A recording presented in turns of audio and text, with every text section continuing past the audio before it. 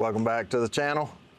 We had a question in the comments the other day on the input shaft bearing and how do you remove the bearing. So this is not it.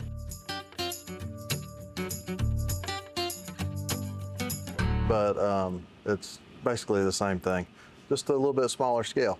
So we got a bearing that we're gonna remove from a shaft, and we're using a bearing splitter. I got a couple different size bearing splitters. So this is one of the size bearing splitters that I have. This is a smaller one, I don't remember the range. So a couple different ways we could do this.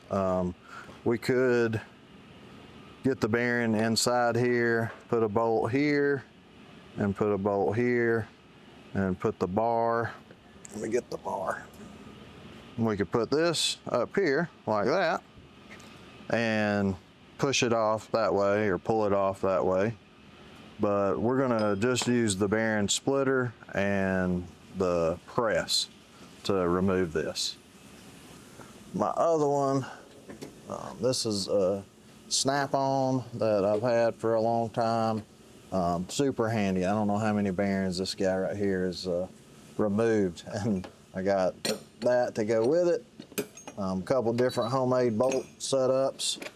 I also have this here, which screws in and works the same way for removing stuff. So super handy tools to have. So this is our 30-ton shop press with a 20-ton Husky bottle jack in it.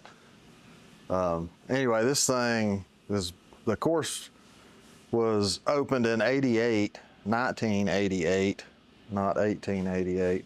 I don't know how many times I've used this machine, but really fine piece of equipment. So if you don't have one of these in your arsenal, it's probably worth getting one. Super handy to have. Gonna back off of this for now. We're gonna push this through this way. So this side here is flat. So for pushing this off, I'm gonna actually use this side and just put it on there like so. I'm gonna use a socket, just a 1/4-inch drive socket to press down on there. And I'm gonna get a little short extension. So we got it set up. I got a little extension for the socket here, just so I don't have to jack this as much. Just make sure it's lined up there.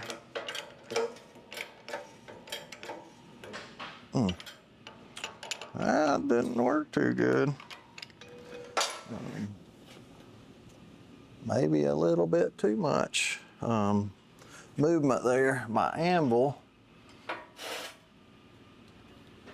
on the end of this is not square. It's been on my list to put it in the lathe and clean it up. Try one more time here.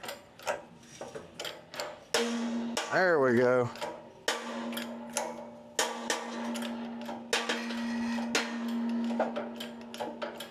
Now she's moving. It's amazing what 20 tons will do to get something moving. I'm just gonna use the bearing splitter to press the bearing on too. So I gotta back my jack off a little bit. This will fit in there. I could start this with the hammer. Might make it a little easier, but we'll see if we can get it started. Yeah, it's wanting to start a little on the crooked side. Sometimes it'll straighten up. Yep, right there it went. Straighten right up. And I got the splitter adjusted in so it's hitting on the inner race and not the outer. So we're not putting too much pressure on the bearing. You can get these presses with air over hydraulic, and they're really handy. But one thing I like about the bottle jack is just like right now, it was going really smooth and I feel a little bit of resistance, so I know this shaft's all the way in the bearing. I don't want to go anymore. So that's one of the nice things about having a manual machine.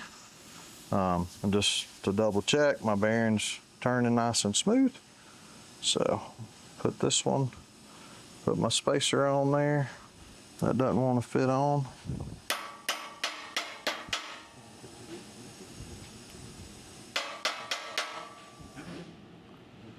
I think I got a little burr on the end of my shaft.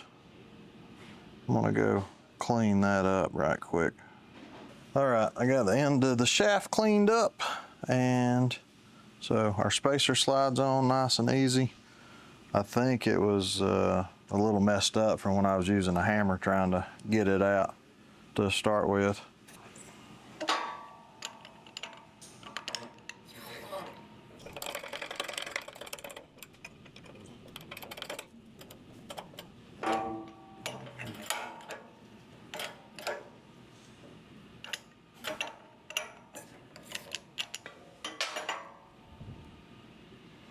All right, good as new. We'll put this thing back in and see what happens. All right, I hope that helps. If you don't have a bearing splitter, maybe look into getting one. Super handy tool to have around the shop. Until next time, see you, bye.